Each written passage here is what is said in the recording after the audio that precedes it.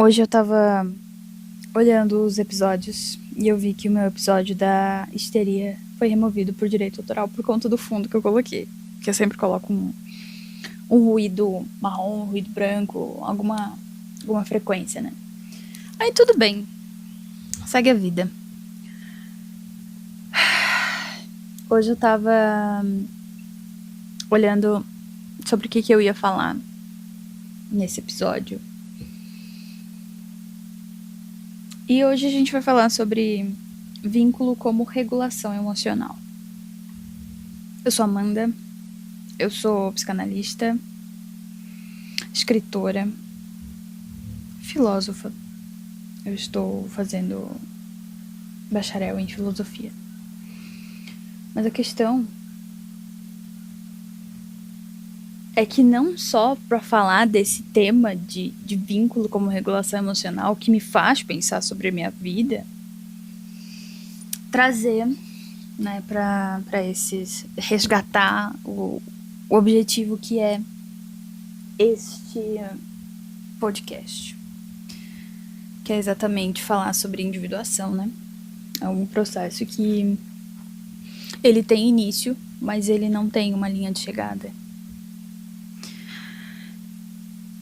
E eu quero que você pense comigo por um instante. Quando você tem um dia exaustivo, um dia cheio de urgências e com a cabeça que está a 1000 por hora, o que é a primeira coisa que você faz? Você corre e manda mensagem para alguém? Você precisa desabafar com um parceiro, com um amigo, ou até mesmo sentir a presença de alguém por perto para conseguir finalmente soltar os ombros e respirar fundo? E eu me pego pensando nisso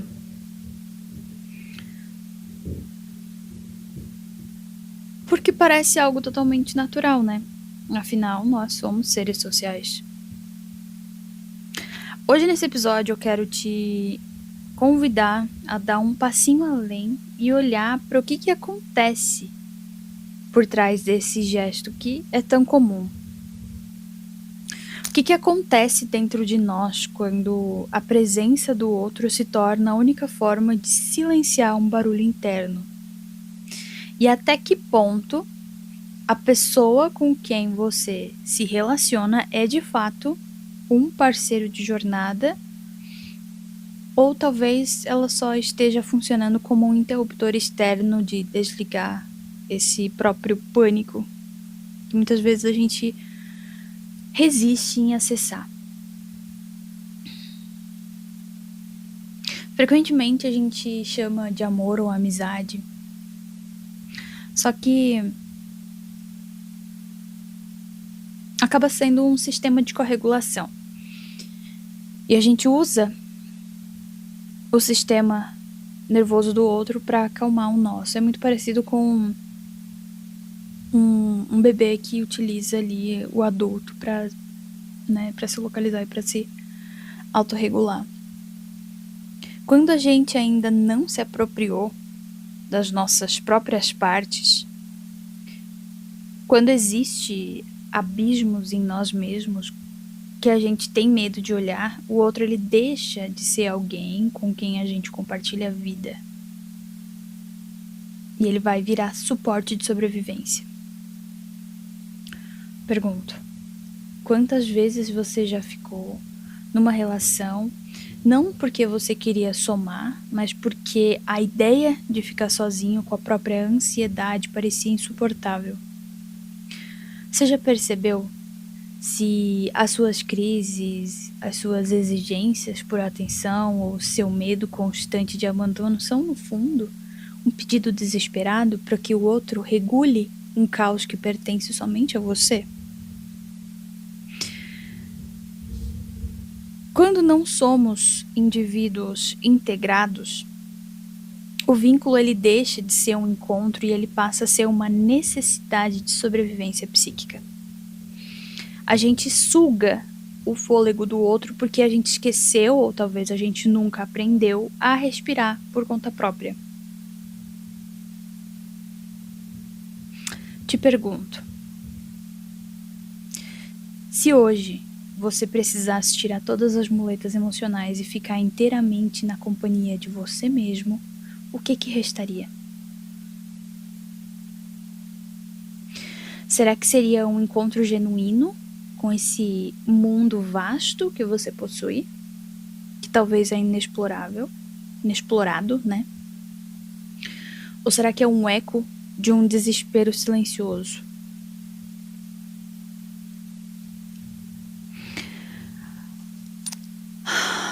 Sabe aquela sensação de que a vida às vezes parece pesada demais? Às vezes o peito aperta. E a única coisa capaz de salvar é o toque, é a mensagem ou é a voz de uma determinada pessoa. Você já parou para reparar se você procura o outro porque você quer genuinamente trocar ideia ou porque talvez você busque um remédio de tarja preta emocional que vai aliviar esse tédio, que vai tapar esse buraco?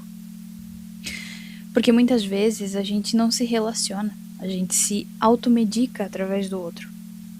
A gente busca certas pessoas exatamente como quem toma um comprimido para baixar a ansiedade, para anestesiar esse medo ou até mesmo para silenciar essa voz interna que sussurra que a gente não é o bastante. Você já parou para pensar quem que é a pessoa na sua vida que funciona como um analgésico? E o que acontece com você quando essa pessoa não está disponível para te atender?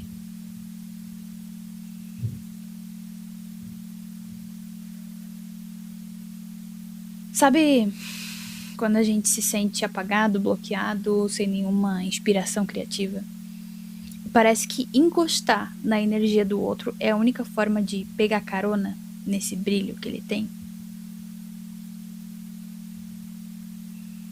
Talvez você já tenha se pegado sugando o entusiasmo, o sucesso, a vitalidade de alguém para compensar esse vazio interno que parece que não tem fundo.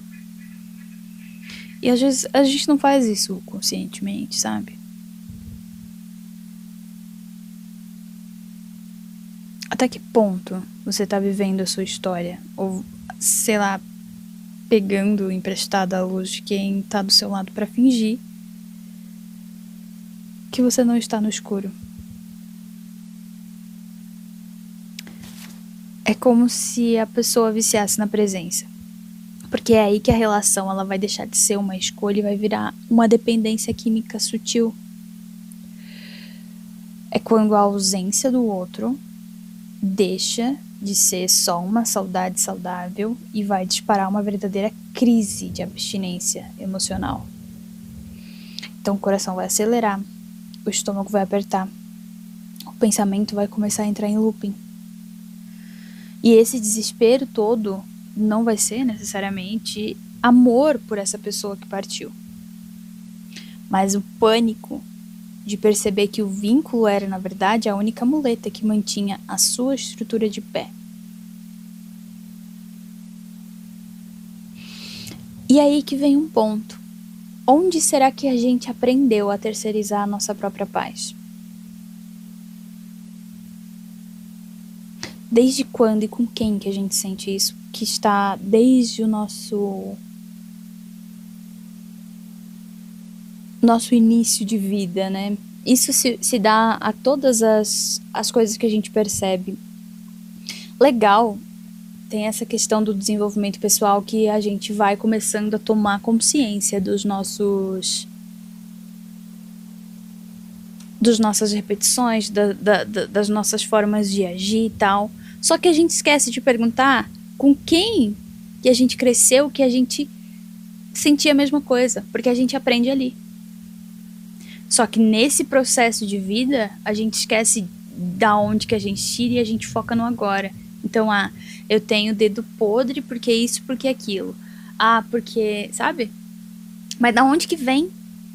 Quem que te ensinou isso? Quem que te ensinou a ser assim? Você sentia a mesma coisa com quem? Eu sinto que eu não sou ouvida pelo meu parceiro, mas você sentia isso com quem quando você morava com seus pais? Quem que não te ouvia?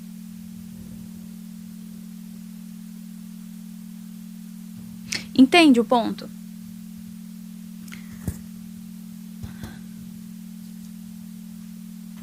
Pra gente conseguir quebrar um padrão de fato e ressignificar as coisas é um grande passo, sabe?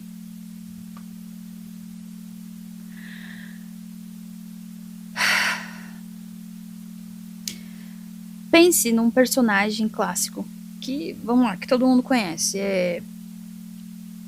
Só que a gente vai olhar para esse personagem por um ângulo um pouco diferente. Vamos pegar Peter Pan.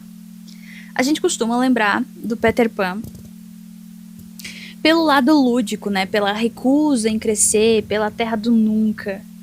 Mas tem um detalhe muito interessante na história que pouca gente acaba prestando atenção, que é a sombra do Peter Pan. Na história original, a sombra do Peter Pan foge e ele não consegue mais colá-la de jeito nenhum no próprio corpo. Quem que precisa vir ao socorro dele? A Wendy. É a Wendy que se abaixa, agacha no chão e literalmente costura a sombra de Peter Pan nos pés dele. Agora, pegue essa imagem e traga para sua vida e para suas relações. Quantas vezes você já agiu como Peter Pan emocional, ao qual você é incapaz de segurar a sua própria estrutura, e você acaba você vive caçando alguém para costurar a sua sombra no chão. Porque a gente passa boa parte da nossa vida procurando Wendys por aí, seja no amor, na amizade, em relação, né, de dependência, para fazer esse trabalho que é inteiramente nosso, de nos manter inteiros, fincados na realidade e principalmente regulados. Sem o outro para costurar, a gente sente que vai desmanchar e vai voar para longe, levado pelo vento de qualquer ansiedade. Só que na verdade, e é bem desconfortável perceber isso, é que a Wendy ela não veio para ser a sua cola eterna. Enquanto você precisar que o outro segure a sua silhueta para você saber quem você é, você nunca vai conseguir habitar o seu próprio corpo de verdade, entende? Olhando para sua relação, assim,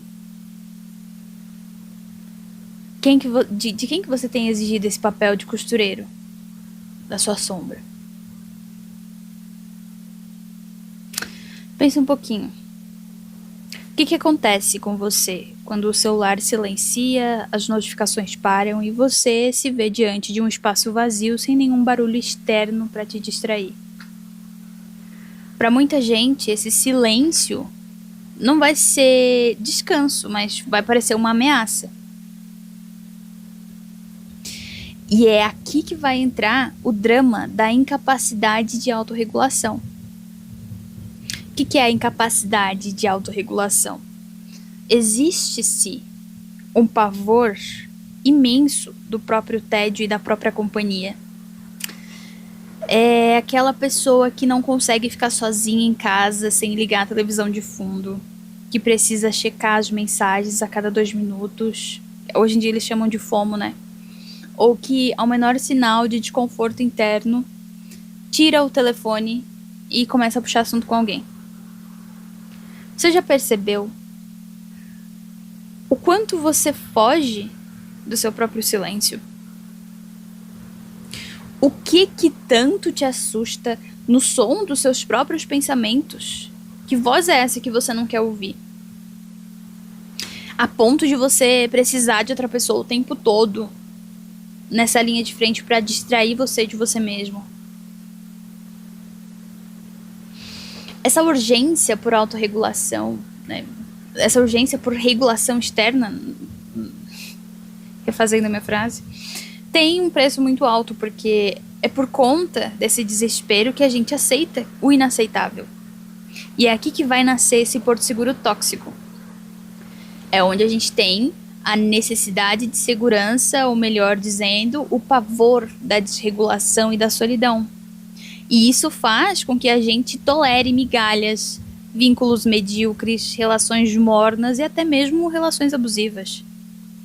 A lógica inconsciente, ela acaba sendo muito perversa.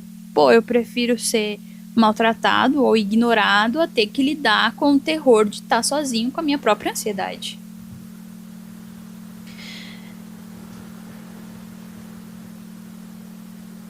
O buraco é ainda um pouco mais embaixo quando a gente entende o que acontece a nível biológico e invisível das relações, que se chama ali a ressonância límbica. Os nossos sistemas nervosos se contagiam o tempo todo. Se a pessoa com quem você se relaciona tá caótica, tá estressada, tá fria, o seu corpo ele vai captar isso antes mesmo da sua mente processar. E se você entra no mesmo estado de alerta que essa outra pessoa tá, vocês entram em ressonância. Então a gente acaba se tornando literalmente refém do humor do outro pra definir o nosso próprio clima interno. Se o outro tá bem, você relaxa. Se o outro fecha a cara, o seu dia inteiro vai desabar. Eu te pergunto, até quando você vai permitir que o caos alheio decida se você tem o direito de estar em paz? Pra gente entender como é que funciona o vínculo, né, como evitação de um confronto interno, a gente vai olhar pro Roberto e pra Clarissa. Eles estão juntos há alguns anos e eles formam aquele clássico casal que vive em pé de guerra. Se eles não estão discutindo a relação, eles estão reclamando de alguma coisa banal. Mas se você olha de pertinho, o drama diário deles não é sobre quem lava a louça, ou quem que esqueceu o compromisso, ou quem que esqueceu a data. Mas é mais uma cortina de fumaça que acaba sendo muito bem ensaiada. Porque o Roberto e a Clarissa, eles usam o atrito constante como anestesia. Em alguns casos, a discussão, o atrito, acaba até sendo essa forma de se sentir conectado com o outro. Porque se eu faço uma cena, digamos assim, de ciúmes e o outro reage a essa minha cena, então essa pessoa me ama. Infelizmente, as pessoas assimilam ciúme com importância a nível de como se a pessoa conseguisse medir até quanto ela está disposta a se importar com o olhar do outro sobre mim. Entende? Então é muito complicado. O ciúmes não passa de vaidade, né? Mas a questão é que, para que nenhum dos dois precise olhar para os próprios abismos, seja a carreira deles que está estagnada, as frustrações pessoais, até mesmo esse vazio existencial que cada um carrega, eles acabam criando esse incêndio doméstico. E às vezes tem relações que é todo dia. Provavelmente você conhece alguém assim, ou muito pior, você já se pegou criando confusão onde não tem, porque você talvez queira ganhar essa emoção, desviando o foco do que realmente está doendo dentro de você. Quantas e quantas discussões na sua vida servem só para abafar esse barulho ensurdecedor da sua própria estagnação? E quando o atrito ele dá uma trégua, vai entrar um outro mecanismo muito sutil nessa dinâmica de relação, que é a distração do cuidado. Olha para Clarissa. A Clarissa ela virou uma especialista em gerenciar a vida do Roberto. Ela controla a dieta do Roberto, ela monitora o trabalho dele, ela antecipa os humores dele, ela vive exausta tentando consertar o parceiro. Parece muito um ato de amor profundo, né?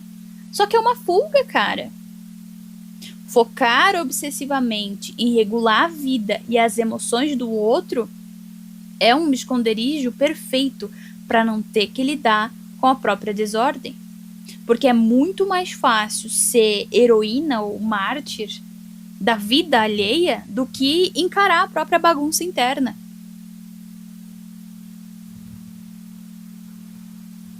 Aí eu te pergunto, o quanto do seu excesso de cuidado não passa de uma forma disfarçada de controle para fugir de você mesmo?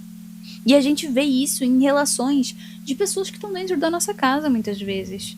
A pessoa tem tanto esse excesso de cuidado com o outro, com o pai, com a mãe, com o filho, com a filha, com o neto, que ela deixa de olhar para si para olhar para o outro. E se o outro não retribui a esse cuidado, o outro é ingrato, porque ela deixou de olhar para ela. Aí ela coloca a culpa no outro porque o outro não retribuiu, porque ela deixou de cuidar dela para cuidar do outro, sendo que o outro não pediu nada. Então é uma carga, tanto para quem recebe o cuidado, quanto para quem oferece esse cuidado que muitas vezes não foi solicitado. E muitas vezes esse cuidado não solicitado acontece como forma de agressão. É uma forma de agressão. Agressão afetiva.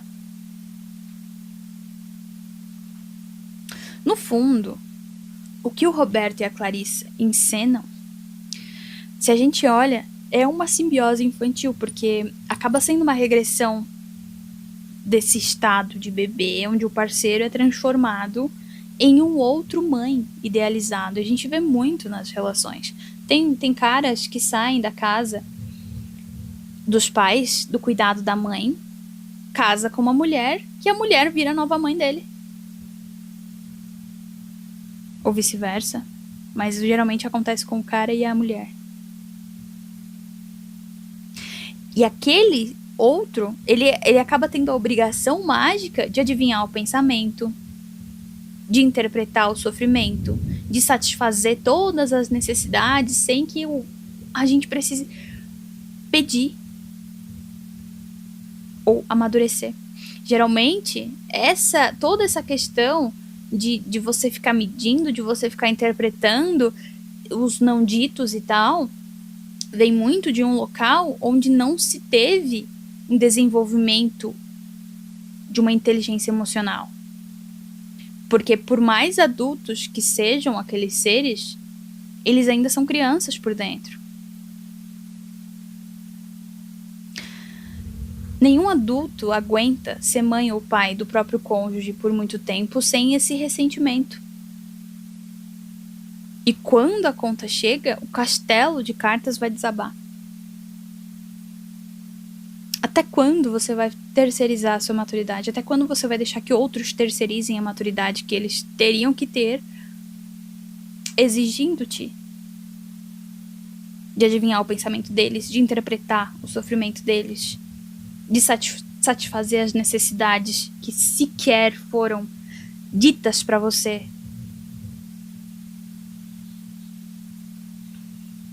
Imagine o que acontece quando a estrutura desaba. Pense lá no Roberto e na Clarissa de novo. Digamos que depois de tantas brigas, de tanto desgaste, o inevitável acontece, o vínculo deles acaba, né? O que deveria ser o fim de uma relação que não funcionava, acaba se transformando num cataclismo. E é aí que vai entrar o colapso do término. Para quem viveu anos usando o outro como sistema nervoso portátil, o fim de um vínculo não é só uma perda afetiva, mas é uma sensação de morte do eu. Quando o regulador ele vai embora, a pessoa ela perde acesso à própria estabilidade da noite para o dia. Então o chão dessa pessoa vai sumir. A ansiedade, que estava anestesiada por anos, vai explodir de uma vez só. Porque o termômetro externo sumiu e a pessoa percebe que ela não sabe mais quem é sem o reflexo do outro. Quantas vezes, por medo de perder o outro, que no fundo é um pavor de você perder o único acesso que você tem a essa sua própria calma, a esse eu que você criou. Quantas vezes você já não aguentou coisas que seriam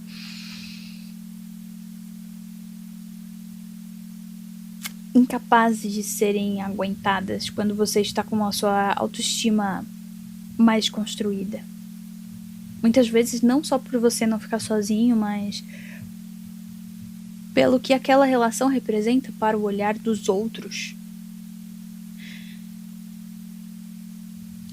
Porque esse término ele acaba nos jogando para esse pânico do isolamento, né? Muitas pessoas acabam tendo isso, usam se ela tá num relacionamento, antes dela terminar esse relacionamento, ela vai conversar com outra pessoa e vai usar essa outra pessoa como escadinha só para que ela consiga terminar esse relacionamento. E às vezes esse outro que ela usou de escada, ela nem se relaciona com ele. Aí aquele que estava dedicado à relação em si, ele vai se sentir tipo, mano, fui enganado, a pessoa me trocou por um outro aqui que não tem nada a ver. E olha como isso é fatal, cara, porque aquele que estava empenhado na relação, ele começa a se comparar com o outro que foi só utilizado de escada. Porque a pessoa em si, causadora desses eventos, não tem a maturidade suficiente para lidar com os fatos.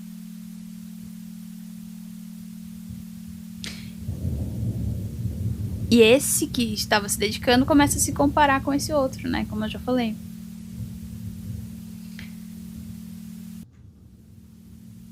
O pânico do isolamento é uma percepção aterradora que sozinhos nós ainda não possuímos as ferramentas para lidar com a intensidade da vida. Então, ficar na própria companhia sem uma muleta por perto pode parecer muito insuportável porque a gente acaba descobrindo da pior forma que nunca desenvolveu essa autonomia emocional.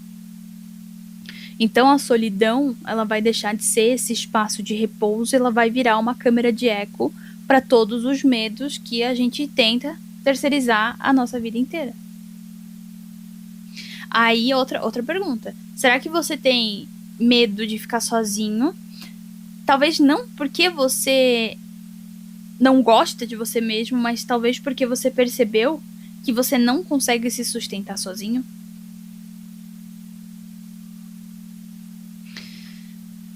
Nesse processo todo, é necessário que desmistifiquemos esse apoio. É muito fundamental criar essa linha, porque a individuação não é relacionado a você virar uma ilha autossuficiente que você nunca precisa de ninguém.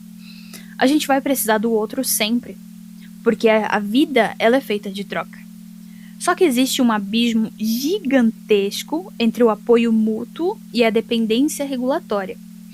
O apoio mútuo é um encontro consciente, são duas pessoas inteiras, cada uma cuidando da própria casa interna, que decide caminhar juntas para somar forças, partilhar afeto e crescer.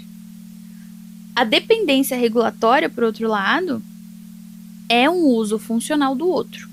É quando duas metades desesperadas colidem, tentando sugar do outro o oxigênio que deveriam produzir por conta própria.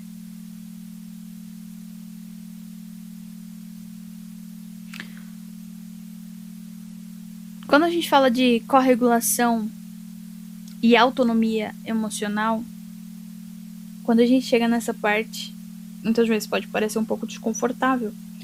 E é como se a gente estivesse tirando o chão debaixo dos nossos pés. Só que é exatamente nesse lugar de vulnerabilidade que o trabalho de individuação vai começar, na real. A gente tem uma grande virada de entender que a meta não é você deixar de amar, mas é você aprender a habitar a sua própria pele. E exige-se um movimento de músculo emocional, que assim como um músculo que você exercita na academia para fortalecer, é a mesma que você vai utilizar aqui nesse processo. A gente não ganha força física sem levantar peso, né? Então a maturidade psíquica ela não vai surgir sem que a gente enfrente o desconforto de ficar com a nossa própria bagunça. Então significa aprender a sustentar as próprias crises, seja uma onda de ansiedade, uma frustração, até mesmo uma alegria imensa, sem que a gente precise correr para o telefone, sem buscar validação externa imediata, sem sugar o sistema nervoso de ninguém para se acalmar. Quando a gente começa a construir essa autonomia, a dinâmica das relações ela muda da água para o vinho. Porque é aí que nascem os vínculos de escolha e não de necessidade. Quando você é capaz de se regular sozinho, o outro ele vai deixar de funcionar como um remédio ou como uma muleta cirúrgica. A pessoa que está ao seu lado deixa de ter o peso insuportável de ser a responsável pela sua sanidade.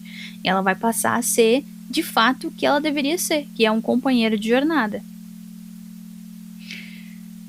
Acredito que o ápice do processo todo da individuação é que consigamos alcançar a liberdade nervosa. A liberdade nervosa é um estado de espírito de quem pode estar com o outro por puro prazer, por afeto genuíno e por transbordamento, sabendo de uma verdade fundamental. Se o vínculo mudar, se o outro partir, ou se a relação cessar, o meu centro de gravidade vai permanecer intacto. Então você não vai desabar, porque a sua raiz está em você mesmo. Você criando o seu próprio eixo. Chegando ao finzinho dessa nossa conversa de hoje, eu nem sei há quanto tempo eu tô aqui falando.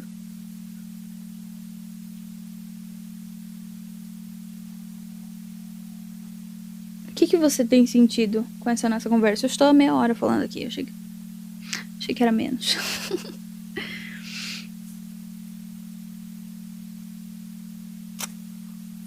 Cara, eu sei que o barulho de tudo isso continua dentro de você.